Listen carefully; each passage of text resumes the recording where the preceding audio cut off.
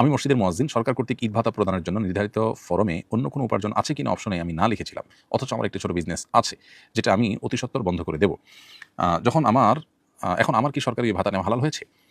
প্রিয় দর্শক, আপনার এই প্রশ্নের উত্তর হলো যে যদি অপশনে না লিখলে আপনার জন্য ভাতা প্রযোজ্য হতো না, এমনটি হয়ে থাকে, তাহলে সেক্ষেত্রে আপনার জন্য এই ভাতা গ্রহণ করা জায়েজ হয়নি, বরং এটা আপনাকে ব্যাক করতে হবে। ব্যাক করার অপশন থাকলে, না হলে শরীয়ত নির্দেশনা মতে এটি আপনি দান বা পরবর্তী করণীয় নির্ধারণ করে এ থেকে আপনাকে মুক্ত হতে হবে।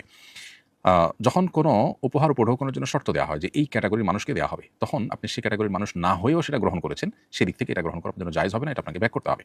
আর যদি ব্যাপারটা এরকম না যে এই হা নার উপরে আপনার ভাতা নির্ধারণ হতো, বরং আপনি না লিখলেও হা লিখলেও আপনি ভাতা পেতেন, এরকম যদি হয়, তাহলে সেক্ষেত্রে ভাতা গ্রহণ করা আপনার জন্য জায়েজ হবে।